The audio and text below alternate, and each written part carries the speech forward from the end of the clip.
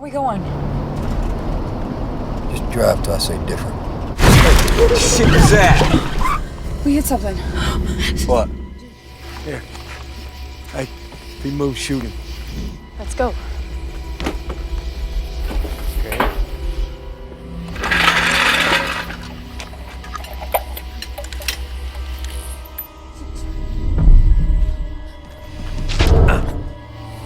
What the?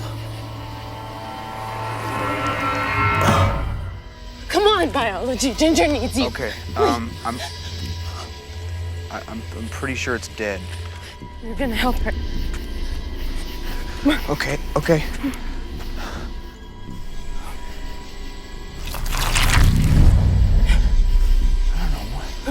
Hey, fix it. All right. What is that?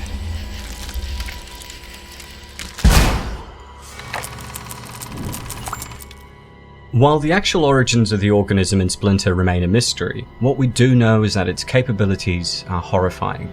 Our protagonist Seth, a biology student, expresses on a few occasions that it's not from Earth, and it's likely something new, basing this on the black substance that oozes from the wounds of infected bodies. Though it's easy to assume that the organism hitched a ride on a meteorite that crash-landed in the Oklahoma backwoods, I think it's also likely that it's an ancient form of cordyceps. After one of the spores finds its first human prey in the film's opening, we see a sign on a nearby property warning people to keep out, as it housed an experimental oil extraction site. Fungi spores can enter a dormant state when they have no way of germinating by reducing their metabolism significantly. Once they find themselves in an environment with favourable conditions, they begin their development. This leads me to believe that the organism had indeed been on Earth all along, buried deep beneath the surface until the experimental oil extraction site brought it back up. But whether extraterrestrial or fungal, the Splinter organism is one of the most horrific original creatures seen on screen. Hey guys, what's happening? Niyat here with Film Comics Explained, and as requested, today we'll be exploring the freaky Splinter Creature featured in the exceptional 2008 body horror film of the same name. The attack scene on the gas station attendant is the first glimpse we get of how the Splinter fungus spreads its seed, and there appear to be two ways it does this, both of which involve impaling. The creature attacks the gas clerk by biting him and aggressively stabbing his body with its splinters, its first method of transferring its needle-like seeds. Throughout the film, infected hosts can be seen making a beeline for fresh victims to give them a splinter-filled hug. This direct technique ensures that the fungus can get as many needles into its victims as possible, compared to the second method. Like other parasitic fungi, such as the infamous mind-controlling species of cordyceps, the splinter fungus can also spit out its seed to infect new hosts. This, however, seems to be the slowest infection method, as when Dennis gets a splinter in his finger, it takes a significant amount of time for the spore to take hold of his hand. Hosts that have been impaled by multiple splinters, on the other hand, don't have that much time before they transform. Once the fungus has taken over a new body, it controls all assimilated body parts, including limbs. Then the infected host will begin to make its way towards another victim by detecting its body heat, or lay dormant until its senses are triggered. The zombie cordyceps behave somewhat similarly, adding more credence to my theory that the splinter organism is indeed a fungus. The main difference is that the cordyceps sends its spores flying in all directions in large numbers, giving it a high probability of landing on at least one host. Once it does this, the spore begins to take root inside its body, taking control of its muscles by replacing their tissue. It will then guide its victim to a high point so that it can sprout a stem that explodes into a burst of spores, and the cycle can begin anew. The common factor here, of course, is how both cordyceps and splinter use their victims' bodies to bring them to the most efficient position to spread their seeds. In both cases, the victim eventually dies, though the splinter is still able to make its host bodies move, albeit at a much slower pace. Once the splinter's spores impale you, the transformation process commences. The spore begins to set its roots that quickly take control of the muscles they come into contact with. It's the same case with cordyceps spores once their network of spores spread across their victim's body. As soon as the root network is established, the victim's body begins to contort uncontrollably, likely resulting from the fungus getting acquainted with its new home. It's important to note that the splinter fungus doesn't need to take over the victim's brain in order to control it. As is the case with Dennis, the roots merely need to control a single part of the body in order to bend it to its will. However, the fungus seems to do far more than just puppeteer its host. From the start, we see victims affected by the fungus ooze out a black substance that looks suspiciously like oil instead of blood. The substance appears to be a byproduct of the fungus assimilating foreign tissue. Since there's no blood, it's safe to assume that the fungus makes significant changes to the cells and tissue of a host, replacing it with its own. And once a needle spore lands on its mark, there isn't much a person can do to stop the roots from taking hold. The penetration can be as significant as multiple splinters impaling the body, or as negligible as a single needle to the finger. In the latter case, Dennis spent a significant chunk of the film ignoring what he must have thought was a normal splinter from a piece of wood. All the while, the spore was slowly making changes to his tissue and muscle fibers, seen in the gradual blackening of the infection site.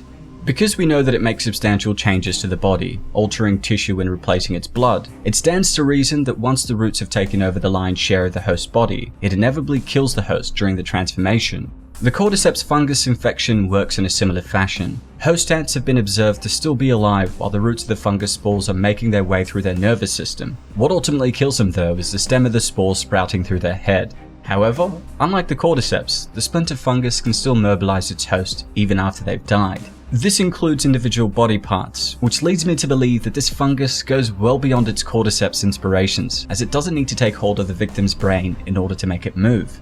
Because the spores are a type of microorganism, they don't need each other to survive, which is why firearms and conventional weapons are useless against them. Blowing off a portion of the fungal network will only scatter it, increasing its chances of infecting others. On the upside, once the host is dead, the fungus doesn't appear to be capable of activating latent muscle strength. Because the affected muscles are likely cut off from the rest of the nervous system, the fungus can only make the body move at a slow pace. But the most spine-tingling ability this fungus has is that it can combine the body parts of more than one victim together, like some kind of fungal assimilator, a survival mechanism that enables the fungus to take on bigger prey. This creates a freakishly horrifying amalgamation of flesh that would likely make Clive Barker blush. We see this in full effect after the body of the police officer is halved and her upper body joins with the splinters of the mass that killed her.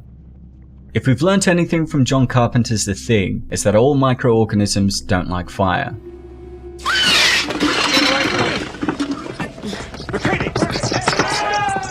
While firearms don't have enough firepower to vaporize all of its cells completely, fire is able to burn through fungi with extreme prejudice, destroying its cellular structure, as can molecular acid if you can find some. Ironically, fire can also be used to lure the fungus into a trap. So he just hits the car. It doesn't turn after me. I don't think it was ever going for me. It was going for the car, because the car was hotter. I think it tracks with heat.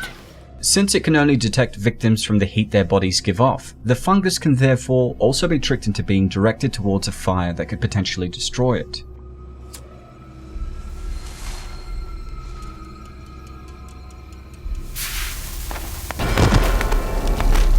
Because the fungus can't make a dead host move quickly, our characters were also able to outrun it almost every time. Exploiting its sensitivity to heat, the group also formulate a plan to lower their body temperature so that it matched the temperature outside. Seth has them cover him with ice cubes so that he could make his way to the car undetected. The only problem is that the human body is quite efficient at restoring its core temperature, so Seth had minimal time to accomplish his goal. Similarly, hiding away in a cold room like a fridge or freezer is also a great way to avoid being caught by the fungus, but that has its limitations. The organism is happy to stay dormant until a victim comes strolling by, so one will eventually need to come out of hiding, and you best be sure that the splinter will be waiting for you. Either way, your best bet is to burn everything to the ground, leaving no space for the organism to survive.